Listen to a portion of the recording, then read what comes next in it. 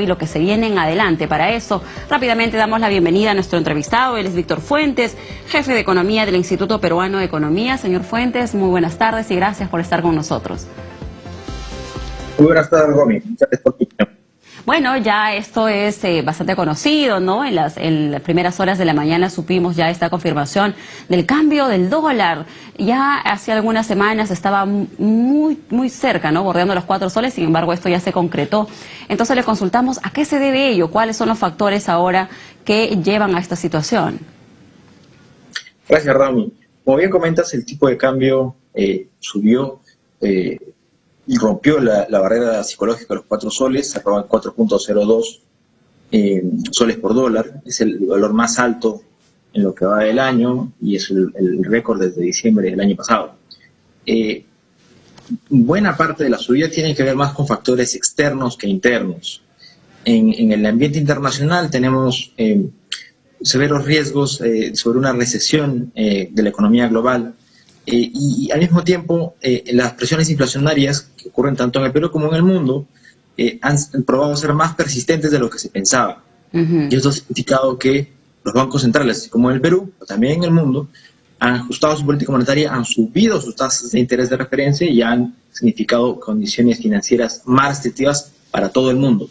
En un contexto de más riesgos, tanto por la parte de crecimiento económico mundial como financieras más adversas, es normal que los inversionistas, que el flujo de dinero, que el apetito por riesgo migre de mercados más emergentes como el Perú hacia activos más seguros, ¿no? Y en general, por excelencia, el dólar es el activo más seguro en el mundo en términos financieros. Eso significa buena parte de la subida de hoy día. Bueno, hay que precisar que precisamente hace 10 meses, un 24 de diciembre, el dólar estaba en 4.014, ¿no? Al cambio. Y eso básicamente, y hay que dejar en claro, era por una situación de inestabilidad, ¿no? Inestabilidad política a nivel país. Sin embargo, esta situación, si bien es cierto, hay mucho ruido, ¿no? Político también, pero ahora básicamente respondería a factores externos, ¿no? Un poco por eso señalan que Estados Unidos sí se está protegiendo, protege su moneda y entonces los que terminan afectados son países como Perú, ¿no? Es importante precisar dos cosas. Por un lado, es cierto, la subida que vimos en diciembre, cuando vimos que estaba por encima de 4 soles, esta barrera psicológica de 4 soles, tenía que ver mucho con el ambiente interno bastante difícil que veníamos observando. Con un componente externo también no ayudaba, pero prevalecía el factor interno en diciembre. La subida de ahora tiene mucho que ver con el aspecto externo, y sin embargo el factor interno también tiene un peso no menor. Nosotros estimamos que 80% de la subida tiene que ver con factores externos, pero un 20% no menor tiene que ver con factores internos. Y básicamente la conflictividad social, pero sobre todo la incertidumbre política, significa que no podemos atraer más inversiones que generarían más ingresos de dólares. Al mismo tiempo, todavía estamos recuperándonos de fuertes paralizaciones mineras que significarían también más exportaciones, ¿no? Entonces, si bien el peso del componente internacional, el componente externo, hoy en la subida es más importante, el componente interno también juega un papel clave. Ahora, lo segundo que hay que precisar es, como bien mencionabas, ya veníamos acercándonos, la tendencia venía muy cercano de los 4 soles por dólar en las últimas semanas, es decir, no es un incremento que, digamos, no se esperaba que nos haya tomado por sorpresa, se sabía que eventualmente iba a ocurrir, finalmente ocurrió hoy día, y las razones son las mismas, ¿no? Ya veníamos con las tasas, una subida de tasas de interés en Estados Unidos, es decir, con un banco central en Estados Unidos más preocupado por la inflación, que no cedía, ¿no? Y al mismo tiempo estos riesgos financieros también venían acrecentándose. Ahora, no es menor también mencionar que la situación en China, ¿no? También hay que tener sumo cuidado. Si bien el crecimiento del último trimestre en China fue mayor al que se esperaba, en el mercado, todavía los otros indicadores como de manufactura hay que seguir vigilándolos. Muy bien, bueno, también hay que resaltar que la moneda, nuestra moneda, el sol, no es la única, ¿no?, que se está un poco debilitando, sino también de otros países, Colombia, Chile, en general, muchos países de la región se ven afectados con estas decisiones a nivel macro que está tomando Estados Unidos. Ahora, en todo caso, le consultamos si esto ya se veía venir por los conflictos o la situación externa. ¿Qué va a suceder, señor Fuentes, de aquí a los próximos meses? Por ejemplo, ¿cómo cree usted, más o menos, según la tendencia, lleguemos a fin de año, por ejemplo? Perfecto. Sobre lo primero, completamente de acuerdo. En realidad, salvo el peso mexicano, que se mueve muy, muy cercano al dólar, por esa cercanía no solamente geográfica, sino también económica que tiene en México con Estados Unidos, el resto de monedas también ha sufrido la misma tendencia que el sol peruano, pero es importante destacar que en el caso de Perú ha sido en menor dimensión. La depreciación del sol ha sido más o menos del 0.30%, mientras que en el caso de Chile y de Colombia ha estado por alrededor del 1.5%, ¿no? Ahora, o sea, nos ha podido afectar mucho más, ¿no? Sin embargo, las decisiones, las políticas que se toman, las decisiones básicamente del BCR están un poco ayudándonos a mantenernos, ¿no? Y a que nuestra moneda no se vea tan golpeada como se ha sucedido con otros países. Sí, a ver, los fundamentos económicos del Perú son bastante sólidos y eso significa que tenemos un menor nivel de volatilidad que otros países. Definitivamente las acciones del Banco Central son bastante reconocidas no solamente en el Perú, sino también en el mundo, pero es importante notar que el Banco Central no determina el precio del dólar, simplemente evita que haya una alta fluctuación, ¿no? Ahora, pensando hacia adelante, y seguramente la preocupación de los televidentes es qué hacemos con el dólar, yo creo que es importante dos cosas. Por un lado, tener calma. Cuando hay un incremento importante, ¿no? Que puede ser hacia arriba o hacia abajo, normalmente también hay después un ajuste que podría darse no necesariamente en la misma dimensión, pero que se suele dar.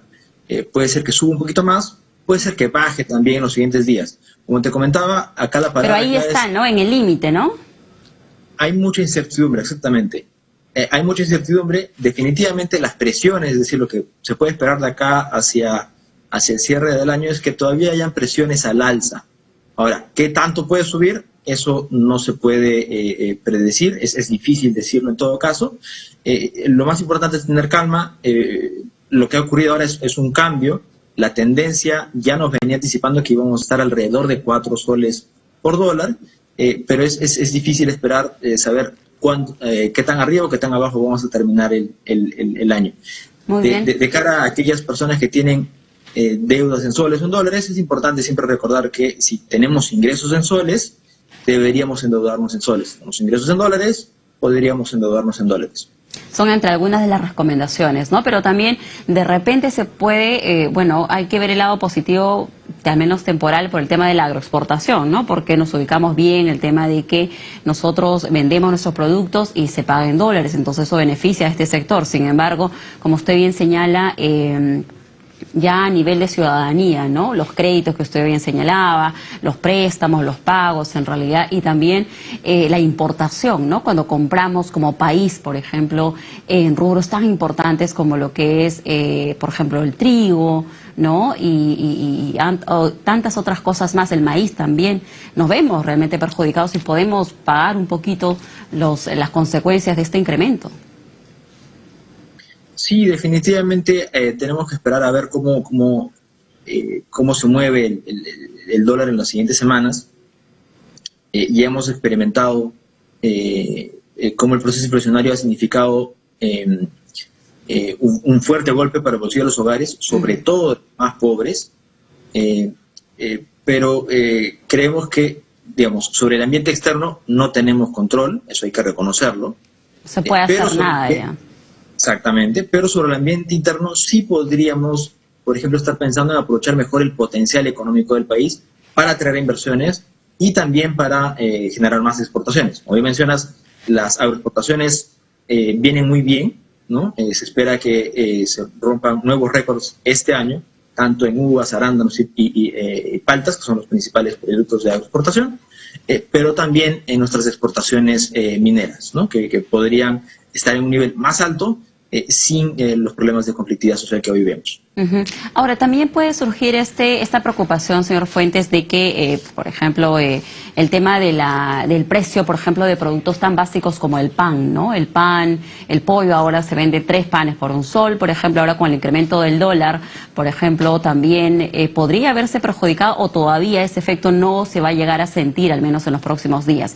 Tendría que elevarse un poco más el tipo de cambio para que ya esto se vea reflejado. El aceite también, por ejemplo, ¿no? Productos netamente importados. Yo creo que hay que tener mucho cuidado con cómo el cambio el movimiento del tipo de cambio, el movimiento del precio del dólar, finalmente se refleja en la canasta de los hogares. La transmisión no es directa ni tampoco inmediata, ¿no? Recordemos que, por ejemplo, hay un tema de inventarios. Muchos de los productos que hoy estamos consumiendo ya fueron comprados a un tipo de cambio más bajo y probablemente cuando se vuelva a comprar, cuando se acaben los inventarios y se vuelva a comprar, se vuelva a importar, ahí podría haber algún ajuste en el precio.